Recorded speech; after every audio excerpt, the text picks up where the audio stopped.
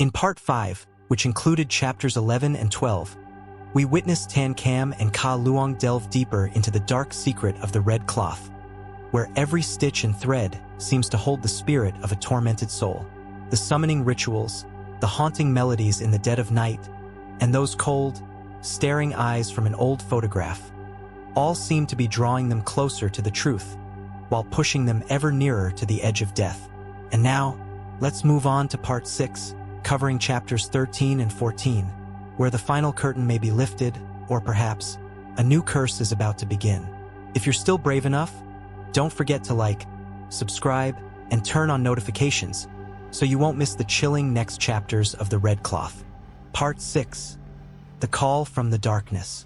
When the car finally reached the city, the clock had already struck past midnight. After dropping Tan Kam off, Ka Luong had to drag his exhausted body home, where his mother, fierce as a tigress, was waiting for him with a look that could kill.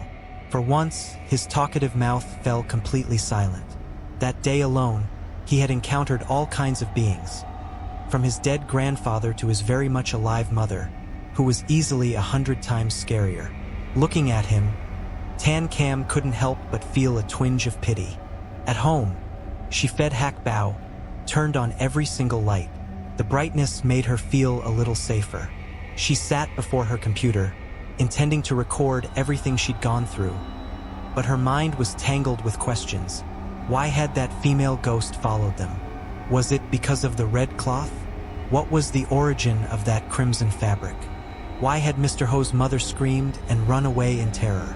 And TT, where was she now? Recalling the moment Ka Luong's grandfather called her junior sister, Tan Kam frowned deeply. Her life had suddenly turned into a chaotic blur between the living and the dead, between illusion and reality, between truth and deceit. The clock read 12:15. Sleep was nowhere near. Her fingers kept tapping restlessly on the keyboard. Then she remembered, before fleeing, Mr. Ho's mother had screamed, "Say bang." What did that mean again? Curious, she opened Google. A website from Hong Kong appeared. "Ca Bang, an ancient curse, omnipotent and more terrifying than any other known spell." A chill ran down her spine. She should have stopped there, but curiosity triumphed over fear. She clicked the link. The screen flickered several times, then went completely dark. A cold draft brushed the back of her neck. The computer restarted on its own, and at that very moment, every light in the house went out. She checked her phone. 1:29 a.m. People used to say, 1:30 is when the spirits emerge. If you look in a mirror, then you might see their reflection. She pulled out a small mirror, placed it upside down on the table, and whispered to herself, "If you're real, then show yourself. I'm not afraid anymore." 1:30 a.m. The monitor flickered again. Her own reflection shimmered faintly. Then the screen itself turned into a mirror. Panicked, she tried to shut down the computer. It wouldn't turn off. She unplugged the cord, the screen stayed lit. A dim green glow washed over her face, making her look like a corpse staring at her own ghost. Then she noticed there was another figure reflected on her lap. A child. It was sitting there, head resting on the keyboard. She looked down, nothing. But on the screen, the child was still there. It began to cry, a thin, mournful wail. The same cry she'd heard that night in the graveyard. Cold sweat drenched her back. She turned to look for Hak Bao. The cat's fur was bristled, eyes fixed on the window, growling at something unseen outside. The child lifted its head. Blood streamed from its hollow eye sockets. Its eyes had been gouged out. Through clenched teeth, it hissed, "Sister, my eyes hurt. Let me borrow yours, won't you?" It crawled up onto the desk, neck twisting a full circle with a sickening crack. Its tongue lolled out, licking the air in front of her face. "Sister, I want your eyes." Their faces were only inches apart. Its cold breath brushed against her skin. Her eyelids throbbed, as if invisible fingers were prying them open. Then, a blinding flash of light tore through the darkness. A silhouette emerged on the screen, Ka Dao. He floated in midair, robes billowing, hands forming a strange seal. The talisman on his chest glowed fiercely, and the child vanished with a shriek. "Junior sister, I'm so glad to see you again," he said softly. "Sir, I'm not your junior sister," she snapped. Looking at his calm, almost charming young face, her fear was replaced by frustration. He smiled faintly. "Still angry with me, are you? When you left, our master was heartbroken, but never mind that. Tell me everything. I only have 3 minutes." Those 3 minutes passed in an instant. Before fading away, he said, "Go to the largest library in the city. Find the complete book of curses. Look up the entry for Xie Bang. But remember, never go alone. Take Ka Luong with you." The next morning, she immediately called Ka Luong. The phone rang several times before his sleepy voice answered. "Give me a minute. I'm on my way."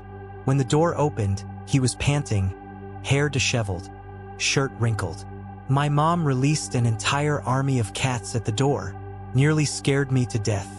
But she underestimated me. I escaped." Seeing his sweat-drenched face, Tan Cam could only shake her head and laugh. She told him everything about last night. They went straight to the library. Like always, libraries were built in lonely, quiet places. As they walked, she noticed one side of his face was red, the faint imprint of a hand still visible. "She hit you again, didn't she? And are you seriously wearing your grandfather's earrings?" "Yeah, Mom beats me for everything. Whenever she's mad, I'm her personal punching bag. I'm used to it. But hey, don't you think these earrings look good on me?" She couldn't help laughing. The tension that once hung between them had faded, though their occasional bickering remained. The library stood hidden amid the misty outskirts. The air inside was damp and cold. Tan Cam felt goosebumps rising along her arms. She held Hak Bao close, walking beside Ka Luong. The second floor housed the ancient archives, vast and echoing, with only 2 old librarians knitting quietly in a corner. The stillness was suffocating. They split up to search. Then, a female voice rang out, clear and sharp, growing closer with each echo. Hak Bao growled, tail puffed. Tan Cam ducked behind a bookshelf, peering out. A pale hand emerged, holding a small fruit knife, the blade stained with fresh blood. She stepped back quietly, her bare feet cold against the marble floor. It can't be a ghost. If it were, it would have attacked already. But the blade kept slashing at empty air, as if guided by a broken mind. She turned to look for Ka Luong. He was seated at a nearby table, completely absorbed in a book. Next to him stood a woman, hair loose, clothes soaked in blood. In her hands, a pair of human eyes. Tan Cam froze. That nail polish, that shade of blue. Lam Kai. So this woman, she was Lam Kai. Was she trying to kill Ka Luong? He didn't seem to notice a thing, still buried in the book. Tan Cam wanted to scream, but the female voice was drawing nearer. She released Hak Bao, flinging the cat toward him, praying it would alert him in time. No one could have predicted that the female ghost could also control those she had possessed. She turned and ran, darting between the shelves, the sound of the knife scraping behind her. And again, the cry of a child echoed from the far end of the room. That same cry from the night before. There was no way out. A large filing cabinet loomed ahead. She yanked the door open and slipped inside. Footsteps shuffled closer, stopping right outside. A cold hand reached for the handle. Then, from inside the cabinet, another hand shot out, icy cold, and grabbed her wrist. Before she could scream, her mouth was covered. The hand pulled hard, and she was dragged into darkness. When the door creaked open again, the cabinet was empty, connected to another room. Her voice was still muffled, the unseen hand holding her tight. When the door swung shut behind her, she was gone. Tan Cam was yanked forcefully into the adjoining room by a rough, calloused hand. Before she could cry out, the man clamped his palm tightly over her mouth. Her heart pounded so violently she could barely breathe, her legs trembling uncontrollably. When her eyes adjusted to the dim light, she finally saw his face. A thin, frail old man with snow-white hair and eyes so deep they seemed to hold a lifetime of sorrow. He pressed an ear to the wall, listening intently. After a long moment, he signaled for silence. Only when he was sure there was no movement outside did he whisper in a low, gravelly voice, "Come with me." Tan Kem shook her head, tears brimming in her eyes. "Ka Luong is still in there. He'll be fine," the old man replied calmly, as if reading her thoughts. "He wears the spirit-warding earrings. Nothing can harm him, but we're not so fortunate. Come before they catch up. If they do, we won't stand a chance." With no other choice, Tan Kem followed him, running through the dark corridor as fast as she could. The flickering lights illuminated countless corpses scattered across the floor. Cold, lifeless bodies, eyes still wide open in horror. The sight made her chest tighten until she could hardly breathe. This cursed library had long since been taken over by the dead. All that remained now were traps, waiting for the living to stumble in. They escaped through a narrow back staircase. When they finally emerged outside, Tan Kem froze in shock. The sky was pitch black. Time inside the building had twisted and fractured. It felt as if she had crossed into another world entirely, where time, space, and humanity itself had been distorted. The old man said nothing, only ran faster. Gasping for breath, Tan Kem followed close behind. "Sir, is he really going to be all right? You mean your lover?" he asked without looking back. "That young man is a descendant of the Ka family, a clan of exorcists renowned for generations. The spirit earrings he wears protect him from harm. Even I can barely approach him, so don't worry." Tan Kem's cheeks flushed red. "Lover? How did he get that idea?" She was about to ask more when the old man suddenly turned down a narrow path, leading to an ancient underground tomb. The air was thick and still, heavy with age, yet strangely familiar. A memory stirred within her. This was the Tang family mausoleum, where she and TT had played as children. The old man could only be Uncle Lee, the tomb keeper. But how was that possible? He had already been elderly back then, and now, after all these years, he looked exactly the same. The stone gate creaked open slowly. They stepped inside. The tomb was unexpectedly beautiful, carefully built, surrounded by green plants and the faint fragrance of flowers. It felt less like a burial site and more like a tranquil garden. Standing there, in the place where she had once laughed and played under the sunlight, Tan Kem's chest tightened with emotion. Memories of carefree childhood days flooded back, and she suddenly burst into tears. Later, inside the small chamber where the tomb keeper lived, she accepted a cup of hot tea with trembling hands. "Uncle, how did you know I was in danger?" she asked softly. The old man sighed deeply. "I am merely the guardian of the Tang family tombs. But before the old master passed away, he entrusted TT to my care. He knew I had studied some minor spells and told me to watch over her. A few days ago, I smelled a heavy stench of blood from within the tomb. Fearing something terrible, I returned and found TT already possessed. I had no choice but to seal her soul with a spirit-binding charm and bring her here." Tan Kem's voice trembled. "Then, TT is still alive." "For now," he replied gravely. "I've placed her at the heart of the Tang family's spiritual nexus. The ancestral spirits are trying to shield her, but the demon that possessed her is too strong." He led Tan Kem deeper into the tomb. Moonlight streamed faintly through a stone skylight, falling upon Tang TT, lying motionless on the floor. Around her, hundreds of fireflies flickered like tiny, wandering souls, protecting her fragile body. TT was still wearing the same red cheongsam, but the crimson hue was no longer fabric dye. It was the color of blood and resentment fused together. Uncle Lee, for Tan Kem was certain of his identity now, shook his head. "I've tried to remove it, but it's impossible. The spirit of the vengeful woman has merged with the garment itself. That dress is the source of all this misfortune." "So, everything began with it?" "Yes, that fabric came from Xiangxi, the birthplace of the Xie Bang curse, the most dreadful of all dark incantations. Whoever created it must have carried a hatred that pierced the heavens." Suddenly, the fireflies blinked out, TT's body began to convulse violently. Uncle Lee's face went pale. No, the spirit is trying to seize her body. Tear off the Cheongsam. Quickly, in the darkness, Tan Cam could see the fabric writhing as if alive, slithering over her friend's skin. Without thinking, she snatched up a fallen branch and stabbed it straight into the cursed garment. Uncle Lee swung his hand. A beam of blue light shot forth, burning away the shadow that clung to TT. Summoning all her strength, Tan Cam ripped the red fabric apart. A blinding light erupted, fireflies bursting into brilliance. And then, silence. Tan Cam gasped for breath. Uncle Lee rushed to lift TT in his arms. The fireflies circled around her in a soft, glowing dance. TT exhaled weakly, her eyelids fluttered open. They returned to the Tombkeeper's chamber.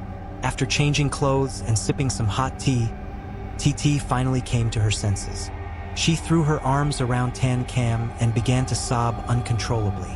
When they had calmed down, both girls sat across from Uncle Lee, listening as he spoke of the curse's origin. The Xie Bang curse, he began slowly, was created by hermit sorcerers who lived deep within the forests. They used the wood of the 1,000-year-old pagoda tree to forge their spell. The pagoda tree is a Yin tree. Its name even contains the character for ghost. When used in sorcery, it channels unimaginable resentment. Tan Cam shuddered. Then, how exactly is it created? One must bind the person they love most, often their own daughter, beneath the tree. The girl's eyes are gouged out, and she is left to bleed to death. The tree absorbs her blood and her soul. A young girl. Yes, he said grimly. The victim must be a pure maiden. Otherwise, the ancient tree cannot absorb her spirit's energy.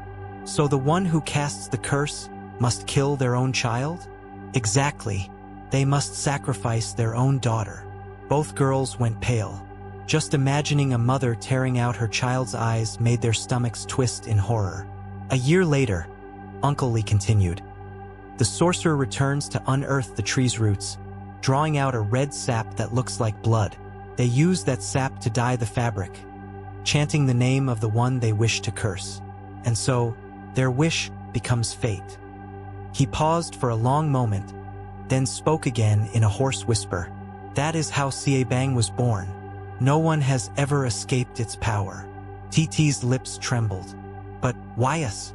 Why are we caught in it? I don't know, he said.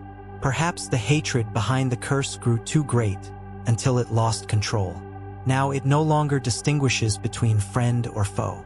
It only kills to devour souls and strengthen itself. He turned his gaze directly to Tan Cam. You must find Ka Luong. His bloodline is the only one left capable of breaking this curse. Go quickly. If the demon kills again, it will grow stronger 100-fold. When that happens, not even your cat, Hak Bao, will be able to save you. Hak Bao, what exactly is he? He's no ordinary cat.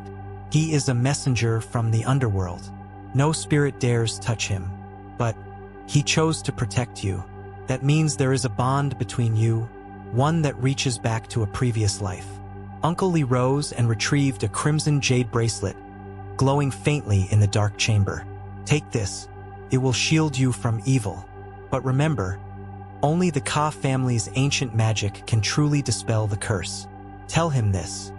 If he doesn't relearn his ancestral arts, even the spirit earrings won't protect him. Spirit earrings? The ones he wears. Holy relics that ward off demons. To ordinary spirits, they are untouchable. But against Xie Bang, even I cannot promise their power will hold. Uncle Lee walked them to the entrance of the tomb. The stone gate closed behind them, leaving only his eyes visible in the dim light, kind, but filled with worry. Tan Cam and TT held each other's hands tightly as they stepped into the cold night. A chilling wind swept past, carrying faint whispers from the spirits of the Tang family tomb. A message that seemed to echo through the dark. My children, save yourselves before Xie Bang fully awakens. And so, part 6 of the Red Cloth comes to an end. The mysteries seem to have slowly unfolded. Yet behind that crimson fabric, something still lies untouched. A restless soul, or perhaps a darker force beginning to awaken? In the next part, Tan Cam will face the most brutal truth, where memory, curse, and blood intertwine as one. It will no longer be just fear, but a haunting that can never be erased. If you want to know what happens next, don't forget to like, subscribe, and turn on the notification bell so you can join me in uncovering the next chapter of The Red Cloth.